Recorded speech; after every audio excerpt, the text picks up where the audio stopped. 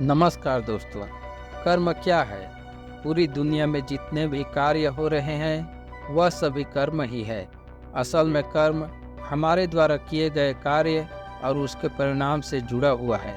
जिस प्रकार का कर्म हम करते हैं उस क्रिया की प्रतिक्रिया से ही परिणाम मिलता है। परिणाम हमारे हित या अहित में होगा, यह हमारे द्वारा किए गए कार्य पर निर्भर करता है। ज़्यादातर लोग यह सोचते हैं कि ऊपर आसमान में बैठा कोई शक्ति निर्धारित करता है कि किसके भाग्य में सुख देगा और किसके भाग्य में दुख देगा, जबकि असल में हमारे द्वारा किए गए कार्य और उसके परिणाम ही सुख और दुख का कारण होता है। गौतम बुद्ध के उपदेश से चलिए जानते हैं कर्मों का सिद्धांत। इससे पहले अनुरोध है कि आप हमारे चैनल को सब्सक्राइब जरूर करें। एक बार की बात है, गौतम बुद्ध की सभा लगी हुई थी। एक शिष्य ने तथागत बुद्ध से सवाल किया, बुद्ध, कृपा कर आप हमें यह बताएं कि कर्म क्या है। यह सुन गौतम बुद्ध मुस्कुराए और जवाब देते हुए कहा, मैं तुम्हें कर्म के बारे में बताने से पहले एक कहानी सुनाता हूँ, जिसे सुनने के बाद तुम समझ पाओगे कि कर्म क्या है, इसके सिद्धांत क्या है। गौतम बुद्ध ने कहानी शुरू किया। एक बार एक राजा अपने मंत्री के साथ नगर भ्रमण को निकला। नगर में घूमते घूमते दोनों वहां के बाजार में पहुंचे। बाजार में एक दुकानदार को देखकर राजा ने मंत्री से कहा, मंत्री जी, पता नहीं क्यों मेरे मन में इस दुकानदार को फांसी की सजा देने का विचार आ रहा है। इतना कहकर वह दोनों आगे बढ़ गए। मंत्री उसी बात पर विचार कर रहा था कि आखिर महाराज के मन में उस दुकानदार से किसी प्रकार के व्यवहार किए बिना ही इस तरह के विचार क्यों आ रहे हैं। और इस तरह वो दोनों राजमहल पहुंच गए। मंत्री सुबह होते ही एक साधारण आदमी का भेष बनाकर उस दुकानदार के पास पहुंच गए और उस दुकानदार से पूछा, भाई तुम क्या बेचते हो? दुकानदार ने बताया, मैं चंदन बेचता हूँ। फिर मंत्री ने पूछा, भाई तुम दुखी क्यों लग रहे हो? दुकानदार बोला, क्या बताऊँ भाई, लोग मेरे दुकान में आते जरूर हैं, चंदन की लकड़ियों को सूंघते हैं और उसकी खूब प्रशंसा भी करते हैं, लेकिन कोई भी इसे खरीदता नहीं। मंत्री को उस दुकानदार के दुख का एहसास हुआ। अब मंत्री फिर उसी बात को सोचने लगा कि दुकानदार तो अपने दुख से दुखी हैं, पर राजा ने इस दुकानदार को फांसी देने का विचार क्यों किया। तब मंत्री ने फिर से उस दुकानदार से पूछा, भाई अगर इसी तरह तुम्हारे चंदन की लकड़ियां रखी की रखी रह जाए तब तुम क्या करोगे? तब वह दुकानदार थोड़े गुस्से के भाव में मंत्री से कहा, हाँ जानता हूँ, इस बाजार में मेरे इन लकड़ियों को खरीदने वाला कोई नहीं।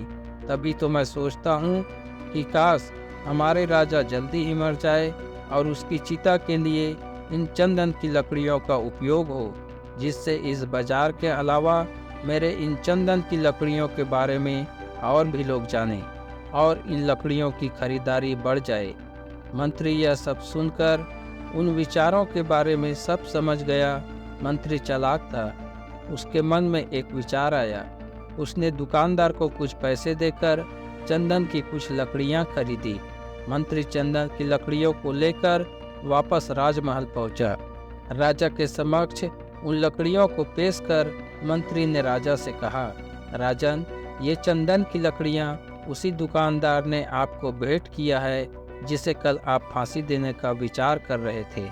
राजा को वह लकड़ियां बहुत ही उच्च कोटि की सुगंधित लगा।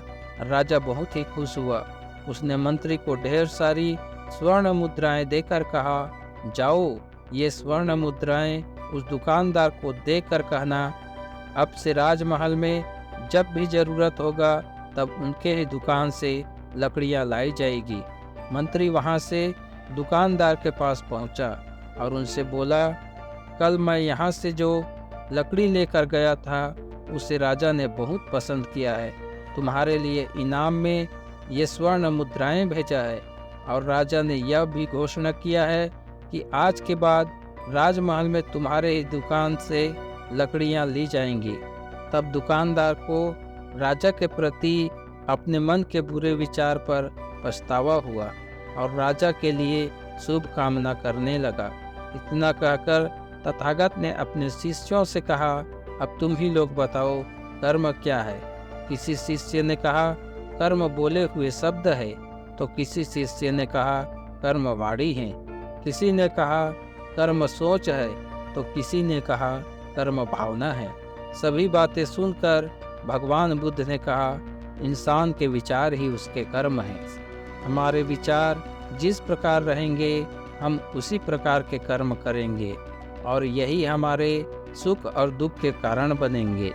यदि हमारे विचार अच्छे हैं तो हम अच्छे कर्म करेंगे जिससे सुख की प्राप्ति होगी। वही हमारे विचार गलत हैं तो हम गलत कर्म करेंगे जो दुख का कारण होगा। हम अपने भाग्य का निर्माता स्वयं होते हैं। असल में कर्म का परिणाम ही भाग्य है और हमें कैसे कर्म करने हैं ये हम पर ही निर्भर करता है। जब हम गलत कार्य जैसे जुआ, नशा, शराब, लॉटरी, सट्टा, अपराध, व्यभिचार आदि करते हैं और अपने भाग्य को दोष देते हैं तो यह गलत होगा। वही अच्छे कार्य करने से हमारा भाग्य भी अच्छा होगा। मान लो दो दोस्त हैं, एक आलसीपन और काम को टालने वाला है, वहीं दूसरा बचपन से नई नई चीज़ों को जानने में उत्सुक, सृजन कार्य में दिलचस्पी रखने वाला, किसी कार्य के प्रति लगनशील होता है। तो जाहिर सी बात है दूसरा वाला इंसान एक सफल इंसान होगा। लेकिन पहला वाला इंसान आसानी से कह देगा कि उसका भाग्य अच्छा है। लेकिन यहाँ भाग्य तभी अच्छा है जब उसके कर्म अच्छे हैं। जैसे ही हम अपने कर्म बदलेंगे वैसे ही हमारे भाग्य भी बदलता जाएगा। किसी भी प्रकार के कर्म करने के लिए परिस्थितियां भी निर्भर करता है। हमारे कर्म पर माता पिता, परिवार, समाज, देश, काल, समय भी प्रभाव डालता है, क्योंकि जैसा हम देखते हैं, सोचते हैं, वैसा ही कर्म हमें सरल लगता है।